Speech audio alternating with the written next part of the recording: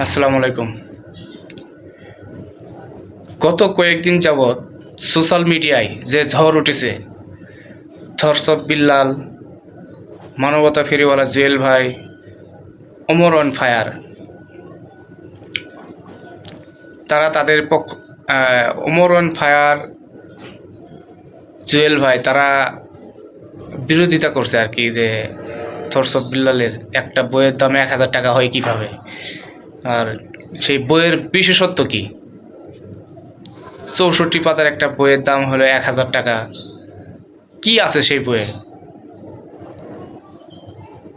তো আমরা আসলে বাঙালি হলো হুজুগে বাঙালি।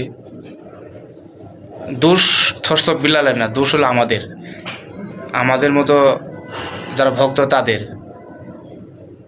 কারণ আমি কেন এই 44 টাকার বইয়ে, 44 পৃষ্ঠার বইয়ে বা 64 পৃষ্ঠার বই আমি 1000 টাকা দিয়ে কিনবো? আমি কেন তার লেখার ছন্দ আমি বলবো? আমি আমার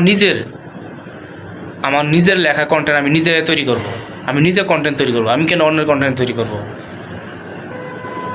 আমার মেধার বিকাশ আমি নিজে ঘটাবো। অন্যের মেধার বিকাশ দিয়ে আমি কেন ভাইরাল হব? এই ভাইরালের দাম নাই তো। নিজের মেধার বিকাশ ঘটাতে না পারলে অন্যের মেধার বিকাশ নিয়ে জীবন উন্নতি করা যায় না। ক্ষণিকের জন্য উন্নতি হইতে পারে, কিন্তু দীর্ঘমেয়াদী কোনো উন্নতি সম্ভব না। আমার নিজের যদি যোগ্যতা না থাকে, অন্যের যোগ্যতা দিয়ে আমি কতদিন চলব? আর সবথেকে বড় কথা হচ্ছে, থরসব বিল্লাল বই বিক্রি 100 টাকার বই 1000 টাকা করে বিক্রি করতেছে। এটা হলো থরসব বিল্লালের টেকনিক্যাল বুদ্ধি, মানে অনেক খুব সূক্ষ্ম একটা বুদ্ধি খাটাইছে সে। যে আমার যেহেতু এত অডিয়েন্স, আমার যেহেতু এত পাগলা ভক্ত, আমার সবাই যেহেতু অনুপ্রেরণা মানে, আমাকে যেহেতু সবাই অনুপ্রেরণা মানে, তাহলে আমি তাদেরকে কাজে লাগিয়ে আমি আমার বিজনেস করতে পারবো তাদের মধ্যে, তাদেরকে দিয়ে। এ কারণে সে হচ্ছে 100 টাকার বই 1000 টাকা করে বিক্রি করতেছে। এই যে সবাই অনুপ্রেরণা মানছে, এ কারণেই যে থরসব বিল্লাল সবার অনুপ্রেরণা। এ কারণেই সবাই 100 টাকার বই 1000 টাকা করে কিনতেছে।